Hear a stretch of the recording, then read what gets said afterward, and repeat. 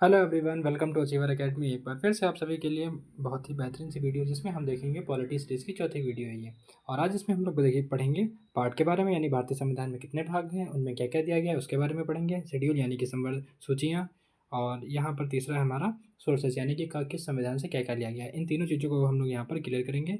ये हमारी पॉलिटी की चौथी क्लास है। इससे पहले की 3 क्लासेस ऑलरेडी अपलोड कर दी गई हैं। अगर आपने ना देखा हो तो जा करके ज़रूर देखिए। चलिए शुरू करते हैं। तो सबसे पहले हम लोग देखो पढ़ेंगे पार्ट, फिर आएगा हमारा शेड्यूल यानी कि अनुसूचियाँ, फिर आएंगे हमारे स्रोत। ये टॉपिक लगभग हर प्रतियोगिता परीक्षाओं में पूछे जाते हैं, हर एग्जाम के लिए इंपॉर्टेंट वीडियो होंगी ये।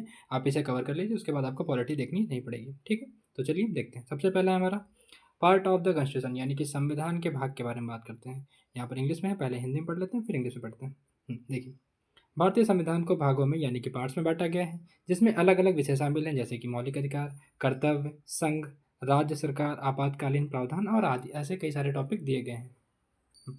शुरुआत में संविधान में कितने पार्ट थे? 22 भाग थे, लेकिन संशोधन के बाद अब कुल मिलाकर के 25 भाग हो चुके हैं। यानी कि जब संविधान बना था 26 नवंबर 1949 को बनकर तैयार हुआ था, तब जो है कितने इसमें थे? 22 भाग थे, और अभी कितने हो चुके हैं? 25 भाग इसमें टोटल हो चुके हैं। अमेंडमेंट होते होते 25 हो चुके हैं। ठीक है, उम्मीद है क्लियर हो गया। एक बार इंग्लिश में भी पढ़ लीजिए। देखिए, the constitution is divided into the part. जो संविधान है, कॉन्स्टिट्यूशन है, उसको डिवाइड किया गया पार्ट में, जो कि क्लासीफाई करते हैं अलग अलग सब्जेक्ट को, डिफरेंट सब्जेक्ट, जैसे कि fundamental right, fundamental duties, union government, state government और इमरजेंसी एक्सेट्रा। ऐसे प्रावधान इन पार्टों में दिए गए हैं। तो अब तक आप चैनल पे अगर बने हुए हैं तो वीडियो को लाइक कर दें और चैनल को सब्सक्राइब करना बिल्कुल ना भूलें। चलिए आगे देखते हैं। हम्म, आगे है हमारा पार्ट 1, जिसमें देखते हैं सबसे पहला पार्ट है हमारा, जो कि भाग 1 है। बात करता है संघ और उसका क्षेत्र यानी कि union territory, union and territory, जो कि आर्टिकल कहाँ से? अनुच्छेद 1 से लेकर के 4 तक दिए गए हैं। अनुच्छेद 1 से लेकर के 4 तक एग्जाम में कई बार पूछा जा चुका है, ध्यान रखना इसको। तो जो पहला पार्ट है किसके बारे में बात करता है? यूनियन और उसके टेरिटरी यानी कि संघ और उसका क्षेत्र। ठीक है, चलिए पढ़ते हैं इसको। देखिए, भारत संघ और उसके क्षेत्र से संबंधित है। इसमें राज्यों, क्षेत्रों और उनकी सीमाओं के बदलाव के प्रावधान शामिल हैं। राज्यों में प्रवेश, स्थापना और परिवर्तन के कानूनी नियम भी दिए गए हैं इसी में। ठीक है, ध्यान रखना इसको। चलते हैं अगले की तरफ, जो कि हमारा पार्ट 2, जो कि बात करता है किसकी? बात करता है सिटीजनशिप की। आर्टिकल 5 से लेकर के आर्टिकल 11 तक, आर्टिकल 5 से लेकर के आर्टिकल 11 तक, जो कि बात करते हैं नागरिकता की, भाग 2 में। ठीक है, ध्यान रहेगा। जो ये डिफाइन करता है कि Indian citizen Commons of a constitution. Hindi में देख लेते हैं एक बार पढ़ के। देखिए, संविधान के प्रारंभ में भारतीय नागरिकता को परिभाषित करता है। संविधान प्रारंभ में भारतीय नागरिकता को परिभाषित करता है। इनमें नागरिकता प्राप्त करने और समाप्त करने के नियम शामिल है, यानी कि किसको नागरिकता मिलनी है, कैसे मिलनी है, और कौन कौन इसको पा सकता है, कौन कौन नहीं पा सकता। ये सारी बातें यहाँ पर करी गई हैं। तो चलिए आगे देखते हैं। अगला है पार्ट थर्ड सॉरी, जो कि 12 से लेकर के 35 तक है, बहुत इंपॉर्टेंट है। इसमें मूल अधिकार यानी कि फंडामेंटल राइट दिए गए हैं। भारतीय संविधान अपने हर नागरिक को कुछ फंडामेंटल राइट यानी कि मूलभूत अधिकार यानी कि मौलिक अधिकार देता है, जो कि भाग 3 में है, आर्टिकल 12 से लेकर के 35 तक। ठीक है, चलिए आगे देखते हैं। हाँ देखिए, सभी नागरिकों को मूलभूत अधिकार प्रदान करता है, जैसे कि समानता हो गया, स्वतंत्रता हो गया, शोषण से सुरक्षा हो गया। इनमें से इन अधिकारों की सुरक्षा के लिए संवैधानिक उपाय भी शामिल हैं। ठीक है, तो कौन कौन सा राइट भारतीय कॉन्स्टिट्यूशन देता है?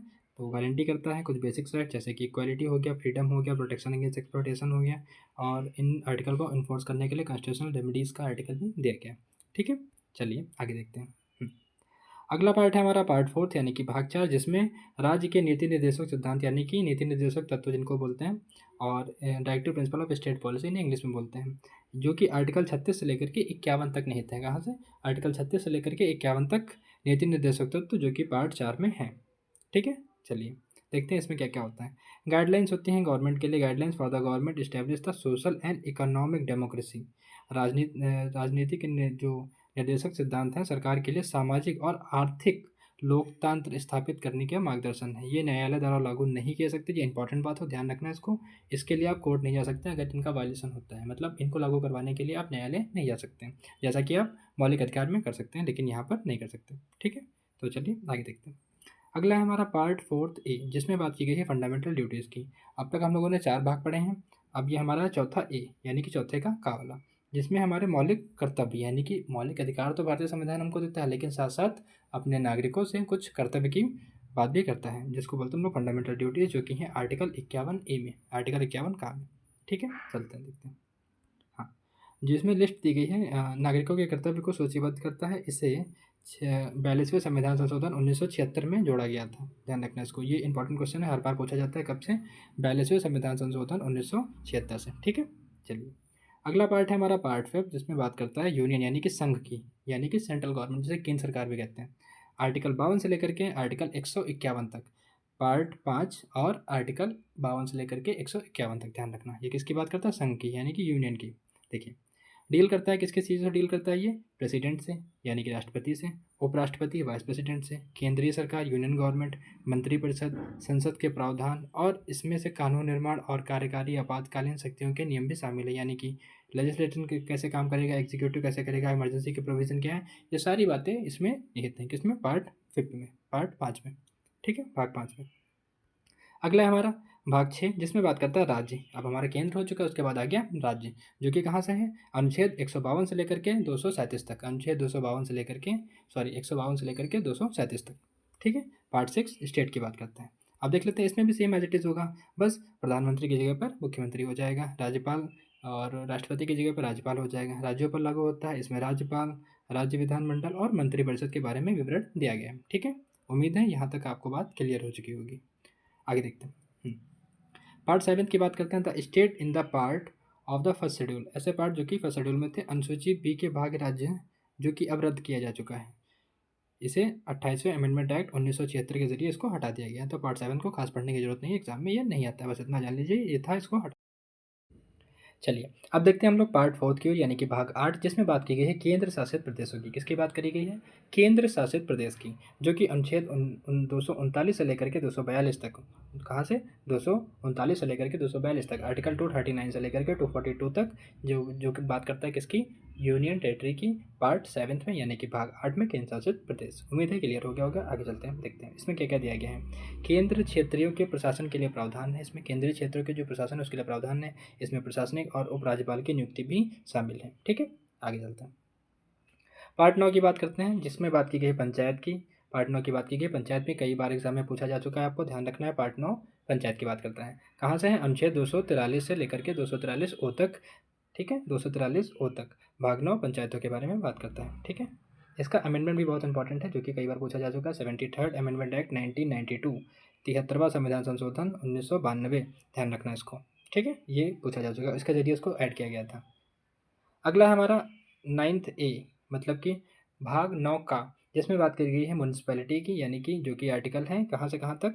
243 बी से लेकर के 243 जेड जी तक। नगर पालिकाओं की बात करता है। नगर पालिकाओं, जैसे कि शहरों में पंचायत होते हैं, वैसे गाँव में पंचायत होती है, वैसे शहरों में नगर पालिकाएँ होती हैं, उनको म्यूनसिपैलिटी बोलते हैं, जो कि पार्ट 9 ए में है। ठीक है, ध्यान रखना इसको। ये डील करता है अर्बन लोकल बॉडीज से, इंट्रोड्यूस किया गया था 74 अमेंडमेंट एक्ट, वो था 73rd और ये था 74। ठीक है, शहरी स्थानीय निकायों से संबंधित है। इसमें 1992 में 74वें संविधान संशोधन से जोड़ा गया था। आगे चलते हैं, हमारा है पार्ट 10, जिसमें हम देखेंगे अनुसूचित और जनजातीय क्षेत्र, यानी कि schedule and tribal areas. Schedule और ट्राइबल एरियाज किस में दिए गए हैं? भाग 10 में दिए गए हैं। और अनुच्छेद कहाँ से कहाँ तक है? अनुच्छेद 244 से लेकर के 244 का तक, 244 से लेकर के 244 का, यानी 244 ए तक। ठीक है, आगे चलते हैं। एडमिनिस्ट्रेशन करता है काहे और कंट्रोल करता है शेड्यूल एरिया को, शेड्यूल ट्राइब्स को। ठीक है, वहाँ का प्रशासनिक है, अनुसूचित क्षेत्रों जनजातियों के प्रशासन और नियंत्रण से संबंधित है। पार्ट 11 की बात करते हैं, भाग 11, जो कि संघ और राज्यों के बीच संबंध की बात करता है। पार्ट 11 किसकी बात करता है? Relation between the union and the state, यानी कि केंद्र और राज्य सरकार के बीच के संबंध के बारे में बात करता है। आगे चलते हैं। कानूनी शक्तियों का वितरण, कानूनी शक्तियों का वितरण करता है, राज्यों के बीच संबंध और सहयोगात्मक संघवाद की बात करता है। आगे चलते हैं, जो कि हमारा है पार्ट नंबर 12। पार्ट नंबर 12 जो कि किसकी बात करता है? फाइनेंस की, प्रॉपर्टी की, कॉन्ट्रैक्ट्स की और सूट्स की। ठीक, जो कि कहाँ से कहाँ तक है? आर्टिकल 264 से लेकर के 300 ए तक है। भाग 12 किसकी बात करता है? वित्त की, संपत्ति की, अनुबंध की और मुकदमे की। ठीक, आपसे पूछा जाएंगे एग्जाम में, तो चलो जवाब दीजिएगा इसका। Deal with the distribution of the revenue boring property, आप समझ चुके होंगे। राज्य का वितरण, ऋण लेने की शक्तियाँ, संघ और राज्य की संपत्ति से संबंधित, ये सारी बातें इसमें आ जाती हैं। अगला है हमारा भाग 13, जो कि किसकी बात करता है? क्षेत्र में व्यापार और वाणिज्य की, trade and commerce and intercourse with in the territory. क्षेत्र में व्यापार और वाणिज्य की, जो कि किसमें आता है? भाग 13 में। कहाँ से कहाँ तक है? आर्टिकल 301 से लेकर के 307, यानी कि अनुच्छेद 301 से लेकर के 307 तक इसकी बात होती है। किसमें? भाग 13 में। हाँ, यहाँ पर भारत में व्यापार और वाणिज्य की स्वतंत्रता के बारे में चर्चा होती है। Freedom of trade and commerce through out the India. अगला है हमारा भाग 14, जिसमें बात करता है संघ और राज्यों के अधीन सेवाओं की। भाग 14 किसकी बात करता है? संघ और राज्यों के अधीन सेवाओं की, जो कि अनुच्छेद 308 से लेकर के 323 तक निहित है। अगला जो इंपॉर्टेंट है, काफ़ी ज़्यादा फेमस भी है इस समय चर्चा में। पहले इसको देख लीजिए। 14A वाला जो ट्राइब्यूनल्स की बात करता है। भाग 14A 14 का, जो कि न्यायाधिकरण की बात करता है। कहाँ से है? 323A से लेकर के 323B तक। कई बार पूछा जा चुका है कि ट्राइब्यूनल्स किस में है, किस पार्ट में है, तो पार्ट 14A में, 14 का में। अगला है हमारा पार्ट 15वां, जो बहुत इंपॉर्टेंट है। इलेक्शन जानते हैं आप, इसमें इलेक्शन कमीशन के ऊपर कितने ज़्यादा सवाल उठ रहे हैं, तो उसी के लेकर के आर्टिकल 324, सबसे पहले आर्टिकल ध्यान देंगे, 324 से लेकर के 329 तक। और भाग 15 किसकी बात करता है? चुनाव की। इसमें काम क्या होता है? संसद का और राज्य विधानसभाओं का, राष्ट्रपति का, उपराष्ट्रपति के चुनाव का संचालन की बात है इसमें। Conduct of election to parliament, state legislature, office of president and vice president, इन सबके इलेक्शन करवाने की जिम्मेदारी किसकी होती है? इलेक्शन कमीशन ऑफ इंडिया की, जिसके प्रावधान किसमें दिए गए हैं? पार्ट 15 में। ठीक है, आगे चलते हैं। अब देखते हैं भाग 16वां, जो कि बात करता है कुछ special provision related to the certain classes. Article 330 से लेकर के 342 तक। आर्टिकल 330 से लेकर के 342 तक कुछ वर्गों के लिए विशेष प्रावधान, जो कि किसमें दिए गए हैं? भाग 16 में दिए गए हैं।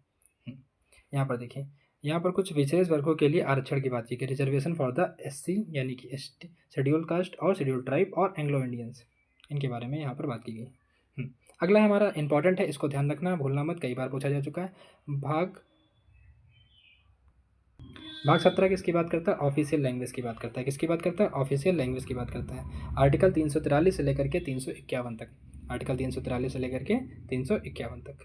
हाँ, हिंदी को आधिकारिक भाषा मानना और अन्य भाषाओं के आधिकारिक कार्यों में उपयोग, ये सारी बातें इसमें हैं। अगला पार्ट है हमारा, जो कि पार्ट 18 है, जो कि इमरजेंसी प्रोविज़न, 352 से लेकर के 360 तक आर्टिकल। और भाग कौन सा है? भाग 18 आपातकालीन प्रावधान है, जिसमें 3 टाइप की इमरजेंसियाँ होती हैं, जैसे कि नेशनल इमरजेंसी, स्टेट इमरजेंसी और फाइनेंशियल आपातकालीन प्रावधान, राष्ट्रीय, राज्य और वित्तीय आपातकाल। इन सब के बारे में हम लोग आगे पढ़ेंगे जब अगली वीडियो में। यहाँ पर हम लोग सिर्फ पार्ट के बारे में जानेंगे, किस पार्ट में क्या क्या है। अगला हमारा पार्ट 21 वाला, जिसमें मिसलेनियस है, जिसको विविध प्रावधान दिए गए हैं, जैसे कि आर्टिकल 361 से लेकर के 367 तक। इसमें कौन से आ जाएंगे? जैसे कि जनरल प्रोविज़न है related to the president, governor, interpretation of law, राष्ट्रपति हैं, राज्यपाल हैं, कानूनों की व्याख्या से संबंधित सामान्य प्रावधान हैं। ठीक है, आगे चलते हैं। पार्ट 20 की बात करते हैं, जिसमें अमेंडमेंट ऑफ कॉन्स्टिट्यूशन है। वेरी वेरी इंपॉर्टेंट है, काफ़ी बार एग्जाम में पूछा जा चुका है। जो संविधान में संशोधन की बात है, वो किसमें है? आर्टिकल 368 और भाग 20 में। भाग 20 में आर्टिकल 368, ध्यान रखना इसको। संविधान में संशोधन करने की प्रक्रिया किसमें है? भाग 20 में। अब देख लेते हैं 21 में। भाग 21 में क्या क्या है? भाग 21 में अस्थायी, संक्रमणीय कालीन विशेष प्रावधान है, टेम्परेरी है, ट्रांजिशनल है एंड स्पेशल प्रोविज़न है। आर्टिकल 359 से लेकर के 392, 69 से लेकर के 392 तक। स्वतंत्रता के बाद संक्रमण के दौरान अस्थायी उपाय, ये ज़्यादा इंपॉर्टेंट नहीं है, लेकिन इनको पढ़ लीजिए, पढ़ना है सारे तो एक बार देख लेते हैं। बाकी जो इंपॉर्टेंट है वो बता देता हूँ। जो पार्ट 22 है उसके बारे में बात करते हैं, जो कि शॉर्ट टाइटल्स की बात करता है। कमिटमेंट होता है authority takes in the Hindi. जो भाग 22 है वो किसकी बात करता है? संक्षिप्त शीर्षक, प्रारंभ, हिंदी पाठ है और निरस्ताकरण। ये खास इंपॉर्टेंट नहीं है, एक बार इनको बस देख लीजिए। Schedule of a constitution. अब हम लोग देखेंगे, यहाँ पर हमारे पार्ट खत्म हो गए। ठीक है, जितने भी इंपॉर्टेंट पार्ट थे हमने सारे कवर कर लिए। अब हम लोग देखेंगे भारतीय संविधान की सूचियाँ, जो महत्वपूर्ण सूचियाँ हैं, शेड्यूल हैं, उनके बारे में हम लोग यहाँ पर देखेंगे। तो देखिए, शेड्यूल होता क्या है? Schedule is a part of the constitution that give the detail information और the list about the thing mentioned in the main article. एक बार हिंदी में पढ़ लीजिए, उसके बाद बताते हैं। देखिए, शेड्यूल संविधान का वह हिस्सा है जो कि मुख्य अनुच्छेद में बताए गए विषयों को विस्तृत जानकारी देता है। शेड्यूल बनाई गई है जो कि अनुच्छेदों में बताए गए विषयों की विस्तृत जानकारी देता है, डिटेल इन्फॉर्मेशन देता है कि किस में क्या क्या है। ठीक है, तो चलिए देखते हैं। जो संविधान में मूल रूप से 8 अनुसूचियाँ थीं, लेकिन अब कितनी हो गई हैं? 12 हो गई हैं। अमेंडमेंट के बाद उसको बढ़ा दिया गया है। ठीक है, तो चलिए देखते हैं कौन कौन सी हैं। तो जो पहली हमारी अनुसूची है, उसमें किसकी बात की गई है? राज्य और केंद्रीय प्रदेशों के नाम, राज्य और केंद्र शासित प्रदेशों के नाम, यानी कि name of the state and union territory. ध्यान रखना इसको, कई बार एग्जाम में क्वेश्चन आपसे डायरेक्ट पूछा जाएगा कि फर्स्ट शेड्यूल में क्या दिया गया, तो आपको ध्यान रखना है कि राज्य और केंद्र शासित प्रदेशों के नाम की बात की गई है।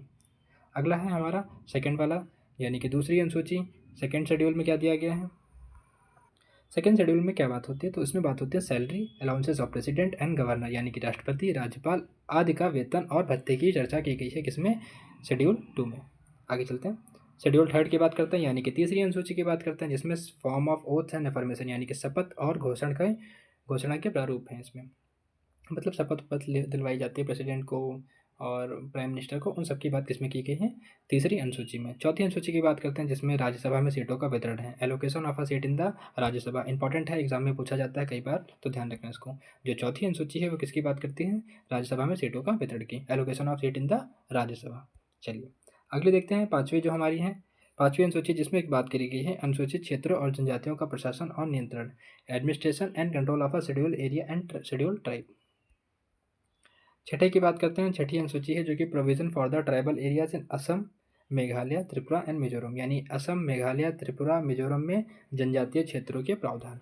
इसको याद कैसे रखना है? आप ऐसे याद रखिएगा, ATM जानते होंगे, एक बार और लिख लीजिए, ATMM, ठीक है, ध्यान रखना।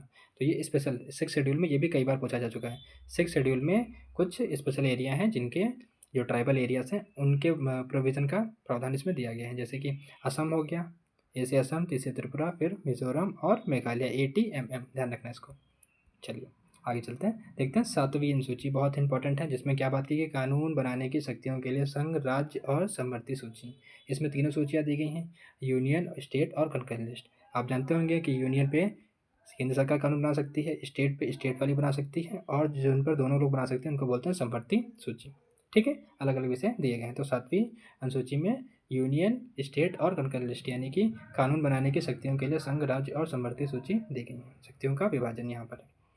अगला बात करते हैं 8 शेड्यूल, यानी कि 8वीं अनुसूची, जिसमें क्या बात की गई? संविधान द्वारा मान्यता प्राप्त भाषाएं। 8वीं अनुसूची में क्या दिया गया? संविधान द्वारा मान्यता प्राप्त भाषाएं। ध्यान रखना इनको, ये एग्जाम में एज इट इज पूछे जाते हैं कि किस सूची में बताइए, अनुसूची में बताइए जो भाषाओं के बारे में बात की गई, तो 8वीं अनुसूची में। ठीक है, चलिए अगला हमारा 9th वाला, 9वीं अनुसूची, जो कि किस बात की बात करता है? भूमि सुधार, अन्य सामाजिक न्याय से संबंधित कानूनों की सुरक्षा, protection of law to land reform and other social injustice measurement. ठीक, आगे चलते हैं। 10वें की बात करते हैं, जो कि एंटी डिफेंशन लॉ है, दल बदली विरोधी प्रावधान है। 10वां काफ़ी इंपॉर्टेंट है, एंटी डिफेंशन लॉ, इसको ध्यान रखना। 10वीं अनुसूची में क्या है? दल बदल विरोधी प्रावधान। क्या है? दल बदल विरोधी प्रावधान। 11वें की बात करते हैं, जो कि 11वीं अनुसूची है, किसकी बात करती है? पंचायती राज संस्थाओं के अधिकार, शक्तियाँ और जिम्मेदारियाँ, power, authority and responsibility of panchayat. Clear, आगे चलते हैं। अगला है हमारा 12वीं अनुसूची, लास्ट है हमारी, जो कि किसकी बात करती है? नगर पालिकाओं के अधिकार, शक्तियाँ और जिम्मेदारियों की, power, authority and responsibility of municipality. ध्यान रहेगा। तो यहाँ तक हमारी जो है शेड्यूल भी खत्म हो चुके हैं और पार्ट भी क्लियर हो चुके हैं। अब हम लोग देखेंगे कि सोर्सेज किस संविधान से क्या क्या लिया गया। चलिए अब पढ़ते हैं हम लोग सोर्स ऑफ कॉन्स्टिट्यूशन, जिसमें हम देखेंगे कि भारतीय संविधान में अलग अलग संविधानों से क्या क्या चीज़ें ली गई हैं। ठीक है, तो चलिए शुरू करते हैं। देखिए सबसे पहला है हमारा ब्रिटेन, यानी कि यूके का, ब्रिटेन का यहाँ से क्या लिया गया है?